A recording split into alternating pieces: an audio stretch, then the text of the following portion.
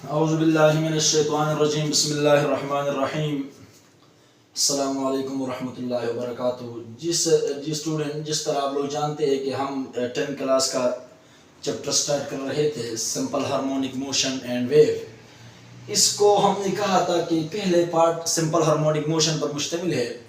इस पार्ट को समझने के लिए हमें चंद टर्मिनोलॉजी समझना इंतहाई ज़रूरी है। इसलिए सबसे पहले हम समझेंगे कि ऑसिलेटरी मोशन क्या है। ऑसिलेटरी मोशन हमारे पास वो मोशन होता है जिसमें कोई भी बॉडी अपने मीन पोजीशन के इर्द गिर्द क्या करे, to and fro motion perform करे। फॉर एग्जांपल, मान लो तुम्हारे पास यहाँ पे एक कोई मास है, सिंपल पेंडुलम की मिसाल देते हैं। अब ये यहाँ पे आपने इसको डिस्प्लेस किया मीन पोजीशन से और फिर ये वापस यहाँ पे आई। अब वो जगह जहां पे बॉडी इक्विलिब्रियम में होती है उसको कहते हैं मीन पोजीशन, या इस जगह को नाम दिया जाता है इक्विलिब्रियम पोजीशन। ये वो जगह है जहां पे किसी भी बॉडी का एक्सेलरेशन क्या होगा, जीरो होगा। अब देखिए, ये बॉडी यहां से यहां गई, फिर यहां आई, फिर यहां गई, फिर यहां आई, तो ये एक फिक्स मीन पोजीशन से बॉडी आगे जा रही है, पीछे जा रही है, आगे जा रही है, पीछे जा रही है, आगे जा रही है, पीछे। इस किस्म के मोशन को हम और आप डियर स्टूडेंट्स नाम देते हैं ऑसिलेटरी मोशन। क्या नाम देते हैं? Oscillatory motion. यानी किसी भी बॉडी का अपनी मीन पोजीशन से, या आप कह सकते हैं फिक्स पोजीशन से फॉरवर्ड बैकवर्ड मोशन परफॉर्म करना, यह हमारे पास क्या है? ऑसिलेटरी मोशन है। क्या है? Oscillatory motion. जिस तरह simple motion of simple pendulum, आपके पास ऑसिलेटरी मोशन है। दूसरा, एक यहां पे बड़ी कंफ्यूजन होती है कि क्या वाइब्रेटरी और ऑसिलेटरी एक ही मोशन है? बिल्कुल, ये एक मोशन है। ऑसिलेटरी और वाइब्रेटरी में कोई फर्क नहीं है, लेकिन बाज़ लोग कहते हैं कि फ्रीक्वेंसी का फर्क है। तो इसका मतलब यह है कि इसकी जो फ्रीक्वेंसी होती है, फ्रीक्वेंसी पढ़ाऊंगा मैं अभी, फ्रीक्वेंसी इसकी हाई होती है, और यहाँ पे जो ऑसिलेटरी मोशन होता है उसकी फ्रीक्वेंसी क्या होती है? लो होती है। मान लो अगर ये बॉडी अपनी मीन पोजीशन से आगे पीछे तेज तेज हो रही है तो इसका मतलब ये वाइब्रेटरी है, और अगर आहिस्ता आहिस्ता हो रही है इसका मतलब ये क्या है? ऑसिलेटरी है। तो किसी भी फिक्स पॉइंट से बैक फोर्थ और बैक मोशन, या इसको टू एंड फ्रो भी कहते हैं, परफॉर्म करना, इस किस्म के मोशन को हम और आप नाम देते हैं ऑसिलेटरी मोशन। ऑसिलेटरी मोशन को हमने इसलिए सीखा डियर स्टूडेंट्स कि ये सिंपल हार्मोनिक मोशन असल में ऑसिलेटरी मोशन की क्या है? सिंपलेस्ट टाइप है। दूसरा, आपके पास जो इंतहाई जरूरी चीज है वो है पीरियोडिक मोशन। क्या है? Periodic motion. अब देखिए, नाम से जाहिर है पीरियोडिक मोशन वो मोशन होता है जो अपने आप को किसी फिक्स टाइम या किसी फिक्स इंटरवल ऑफ टाइम के बाद क्या करे? रिपीट करे। यानी अगर मैं इसको लिखूं तो हम यूं लिख सकते हैं कि motion which repeat itself after specific interval of time। For example, इसकी मिसाल क्या है? देखिए, मान लो तुम्हारे पास ये घड़ी है। अगर मैं आप लोगों को पीरियोडिक मोशन समझाऊं तो ये तुम्हारे पास क्या है? एक घड़ी है। यहाँ पे 12 बजे होते हैं, फिर 1 2 3 4 5 6 7 8 9 10 11 फिर 12। अगर आप थोड़ा सा और करें तो 1 2 3 4 5 6 7 8 9 10 11 के बाद फिर 12। ये जो 12 है ये हर 11 घंटे के बाद खुद को क्या करता है? रिपीट कर रहा है। हर 11 घंटे के बाद खुद को क्या कर रहा है? स्टूडेंट रिपीट कर रहा है। अगर इसकी बात समझ में नहीं आ रही है तो हमारी जो अर्थ है, अर्थ ये अपनी एक्सिस के इर्द गिर्द क्या करती है? मोशन करके, जिसमें आपके पास 24 डेज जाते हैं। 24 घंटों में 24 घंटों में ये एक चक्कर कंप्लीट होता है। हर 24 घंटे में ये एक चक्कर कंप्लीट होता है, तब जाकर हम और आप कह सकते हैं ये भी क्या है, पीरियाडिक मोशन है। क्या है, पीरियाडिक मोशन है। इसी तरह हमारी जमीन जो अर्थ है वो अगर अपने एक्सिस के इर्द गिर्द रोटेशन करे तो उसमें भी आपको पता है महीने साल लगता है, जिसमें आपके पास मौसम की चेंजेस आ जाती है, सर्दी गर्मी वगैरह। तो कहने का मकसद ये है कि ये जितने भी चीजें हैं ये खुद को एक स्पेसिफिक टाइम के बाद क्या कर रही है, रिपीट कर रही है। तो इस तरह के मोशन को फिर हम और आप नाम देते हैं पीरियाडिक मोशन। क्या नाम देते हैं, पीरियाडिक मोशन। वो मोशन जो कोई भी ऑब्जेक्ट अपनी मोशन को किसी खास इंटरवल ऑफ टाइम के बाद जब रिपीट करता है तो उसको हम और आप नाम देते हैं पीरियाडिक मोशन। अब पीरियाडिक मोशन और ऑसिलेटरी मोशन हमने समझ लिया।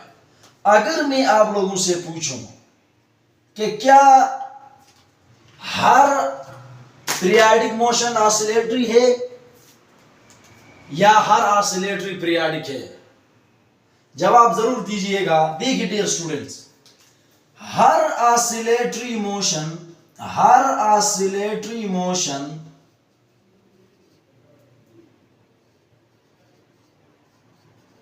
आर पीरियाडिक, यानी all oscillatory motion are periodic. यहां पे बात समझ में आ गई कि ऑसिलेटरी मोशन चूंकि क्या है, पीरियाडिक है, तो फिर ये इसकी कैटेगरी में आ जाता है।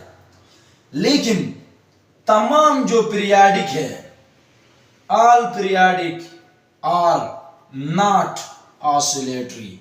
इसका मतलब ये है डियर स्टूडेंट्स कि मान लो ये तुम्हारे पास घड़ी है, ये पीरियाडिक जरूर है, लेकिन क्या ये मीन पोजीशन के आगे पीछे मोशन कर रही है ना। इसका मतलब ये हुआ कि ये पीरियाडिक है लेकिन ऑसिलेटरी नहीं है। तो ये सेंटेंस याद में रखे, तमाम ऑसिलेटरी 95% तक, बीच में कुछ एक्सेप्शन भी आ सकते हैं, वो बाद में डिस्कस करेंगे। तमाम ऑसिलेटरी मोशन पीरियाडिक है लेकिन तमाम पीरियाडिक मोशन ऑसिलेटरी नहीं है। ये बात भी आपने क्या करनी है, क्लियर करनी है। दूसरी बात, अब ये जो हमारे पास पीरियाडिक मोशन है और ऑसिलेटरी मोशन है, इसको जब हम सिंपल हार्मोनिक मोशन पे अप्लाई करेंगे तो इससे पहले कि हम सिंपल हार्मोनिक मोशन को स्टार्ट करें, हम कुछ ऐसी टर्मिनोलॉजीज पढ़ रहे हैं जो सिंपल हार्मोनिक मोशन को सीखने के लिए हमारे लिए इंतहाई जरूरी है। जिनमें सबसे पहले हमारे पास आ जाता है, मैं यहाँ पे लिखवा देता हूँ, टर्मिनोलॉजीज। ये चीजें सीखना इंतहाई लाजमी है जी। सबसे पहले नंबर पे हमारे पास आ जाता है ऑसिलेशन। क्या आ जाता है जी, ऑसिलेशन। अब ऑसिलेशन को आप लोग वाइब्रेशन भी कह सकते हैं, इसको आप लोग साइकिल भी कह सकते हैं। तो ऑसिलेशन हमारे पास डियर स्टूडेंट क्या है, तो याद रखे, अभी हमने कहा ना कि अगर एक बॉडी यहां से स्टार्ट कर रही है अपना मोशन, यहां पे आई, फिर यहां गई, फिर वहां गई, फिर यहां आई, तो इस एक पूरे चक्कर को हम क्या नाम देते हैं, ऑसिलेशन। इसको मैं यहां पे डिटेल में समझाता हूं, आप देखिए। हमने कहा कि one complete round trip, one complete round trip of oscillating body about its mean position। कोई भी ऑसिलेटरी बॉडी जब मीन पोजीशन के इर्द गिर्द एक राउंड कंप्लीट करती है तो उसको फिर हम और आप नाम देते हैं वन ऑसिलेशन या वन वाइब्रेशन या वन साइकिल। अब इसका मतलब क्या है जरा स्टूडेंट देखिए, यहाँ पे बड़ा कंसेप्ट है आप लोगों के पास। मान लो ये तुम्हारे पास एक, वही मैं मिसाल दे रहा हूं, सिंपल पेंडुलम है, यहाँ पे इसको आप लोग क्या करते हैं, डिस्प्लेस करके यहाँ पे ले आते हैं जी, ठीक है जी। अब होता क्या है कि जब ये जो आपके पास सिंपल पेंडुलम है, थोड़ा सा आप इसमें गौर करें, मैं यहाँ पे उर्दू में उसको दो जुमले लिखूंगा, वो ये है कि एक राउंड कंप्लीट करने के लिए कम से कम एटलीस्ट एक दफा एक्सट्रीम पोजीशन को टच करना होगा। बात समझे कि नहीं समझे? फॉर एग्जांपल देखें, तुम्हारे पास एक बॉडी यहां पे थी, इसको कहते हैं एक्सट्रीम पोजीशन, इसको भी कहते हैं एक्सट्रीम पोजीशन, और यहां पे जो है इसको हम और नाम देते हैं मीन पोजीशन। अब होता क्या है कि मान लो यहां से आपकी बॉडी शुरू हुई है, पहली पॉइंट जहां से स्टार्ट वहीं पे खत्म होना चाहिए। मतलब अगर एक बॉडी यहां से जा रही है तो अगर ये बॉडी दोबारा यहां पे आ जाए तो आप लोग कह सकते हैं कि एक ऑसिलेशन कंप्लीट हो गई है। जहां से बॉडी जा रही यानी इनिशियल और फाइनल पॉइंट अगर सेम है, यहां से भी जाती है तो इसमें थोड़ा सा मसला आ जाता है, मैं वो क्लियर करता हूं। यहां से एक बॉडी जा रही है जी, यहां आई फिर यहां आई, या अगर यहां से बॉडी आना चाहती है यहां आई फिर वो बॉडी दोबारा यहां पे गई।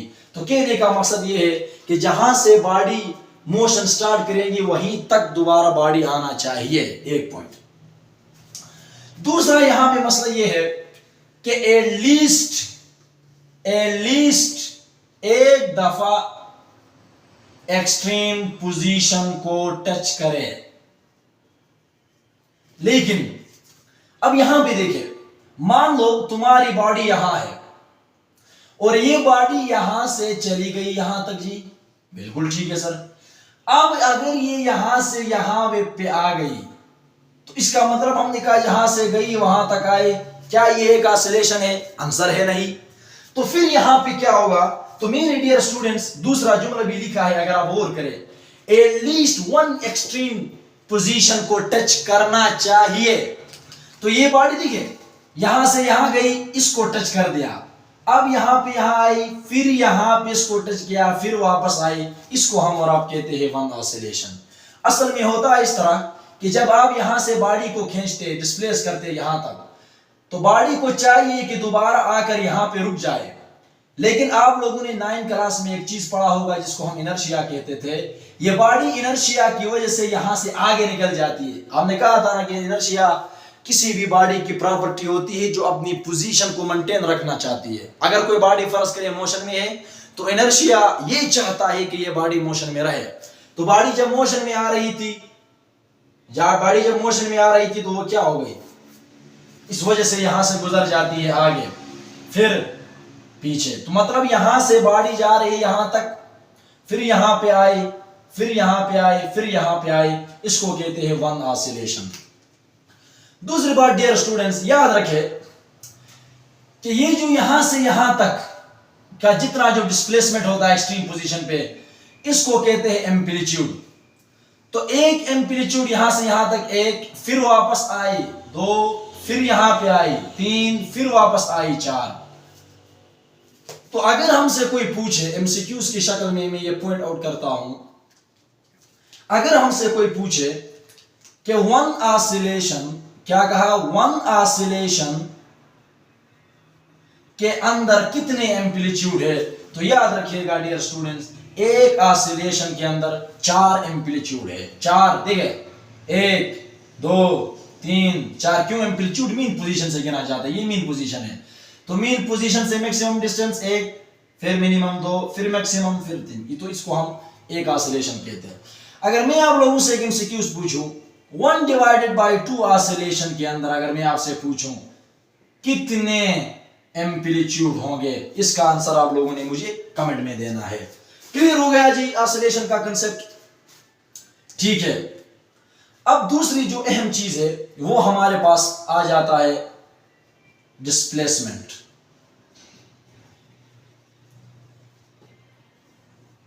अब देखिए डिस्प्लेसमेंट डियर स्टूडेंट्स क्या है? सबसे पहले ये बात याद रखें कि इसको बाद औकात इंस्टेंटेनियस डिस्प्लेसमेंट का भी नाम दिया जाता है। अब ये क्यों कहते हैं जी? इसकी भी रीजन है। डिस्प्लेसमेंट हमारे पास डिस्टेंस होता है, डिस्टेंस यहां से यहां तक किसी भी पॉइंट पे जो डिस्टेंस होता है वो हमारे पास डिस्प्लेसमेंट होता है। एट एनी इंस्टेंट किसी भी इंस्टेंट के ऊपर जो डिस्टेंस होता है, distance of oscillatory body from mean position is called displacement. मान लो आपकी बॉडी यहां पे देखे, अब यहां से यहां तक ये तो मैक्सिमम है ना, मैक्सिमम को एम्पलीट्यूड कहते हैं। इस मैक्सिमम डिस्टेंस से पहले यहां तक मीन पोजीशन से, इसके दरमियान में किसी भी जगह पे जब आप इंस्टेंट पे डिस्टेंस देखना चाहते हैं तो वो तुम्हारे पास क्या होगा, डिस्प्लेसमेंट होगा। क्या होगा, डिस्प्लेसमेंट होगा। The distance from mean position to any instant, किसी भी इंस्टेंट के ऊपर मीन पोजीशन से जो ऑसिलेटरी बॉडी का डिस्टेंस होता है, इसको फिर हम नाम देते हैं डिस्प्लेसमेंट। क्या नाम देते हैं, डिस्प्लेसमेंट। दूसरी बात आपने ये याद रखनी है कि ये जो हमारे पास डिस्प्लेसमेंट है, डिस्प्लेसमेंट आपने देखा है कि रिप्रेजेंट हम इसको करते हैं एक्स से। किससे करते हैं जी, एक्स। ये बात भी क्लियर हो गई। दूसरी पॉइंट ये है, चौथी बात ये है कि ये जो डिस्प्लेसमेंट है, जो कि आपने पढ़ा है 9th क्लास के अंदर, कि डिस्प्लेसमेंट एक आपके पास क्या है, वेक्टर क्वांटिटी है। बिल्कुल है, कोई शक नहीं है इसमें।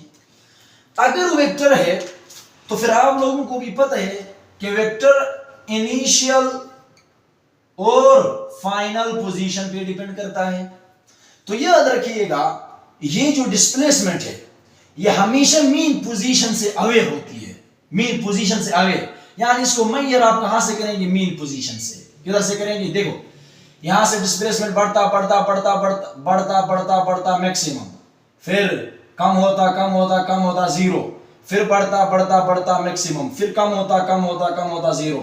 तो यानी इनिशियल, ठीक है जी, और फाइनल पोजीशन पे ये देखेगा। तो मेजर इसके हमेशा हम इनिशियल पोजीशन से करते हैं।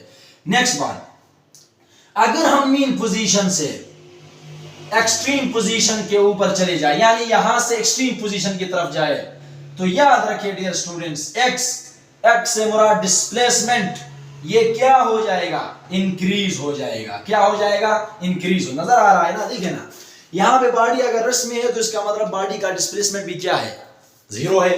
अब यहां से बॉडी ने शुरू किया है तो इस तरफ जाते जाते मीन पोजीशन से उसका डिस्टेंस क्या हो रहा है, बढ़ रहा है। वो बढ़ जाने का मतलब ज्यादा हो रहा है। तब जाकर मैंने भी लिखा है कि मीन पोजीशन से अगर आप एक्सट्रीम पोजीशन की तरफ जा रहे हैं तो एक्स क्या होगा, इंक्रीज होगा। क्या होगा, इंक्रीज होगा। लेकिन एक बात ये आपने भी कंसेप्ट में याद रखना है, अगर ये वेक्टर है तो वेक्टर अगर देखिए ये आपके पास मीन पोजीशन है, तो इस तरफ अगर कोई वैल्यू जाएगी वेक्टर में तो वो पॉजिटिव कंसीडर करेंगे, और इसके पीछे अगर आ जाएगी तो उसको हम नेगेटिव कंसीडर करेंगे। इसको फिर हम बाद में एम्पलीट्यूड के केस में समझेंगे।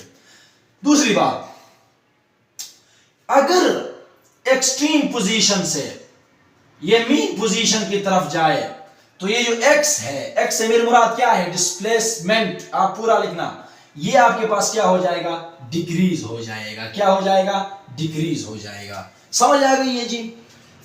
अब आप लोगों को पता है कि ये आपके पास एक्सट्रीम पोजीशन है। एक्सट्रीम पोजीशन से आप मीन पोजीशन के करीब आ रहे हैं ना, जब करीब आएगा देखिए डिस्प्लेसमेंट कम होता जा रहा है, डिस्टेंस कम होता जा रहा है, तो ये आकर जीरो। तो मैंने भी वही बात ये लिखी है कि if you move from mean position to extreme position, the displacement increases, and if you move from extreme position to mean position, the displacement is decreases. next हमारे पास ये है कि ये जो displacement है, इसकी अगर हम और आप यूनिट की बात करेंगे तो देखे जाए तो ये डिस्टेंस है ना, और डिस्टेंस की यूनिट आपको पता है क्या होती है, मीटर होती है। क्या होती है, मीटर हो जाती है। तो इसका आप लोग स्क्रीनशॉट ले सकते हैं।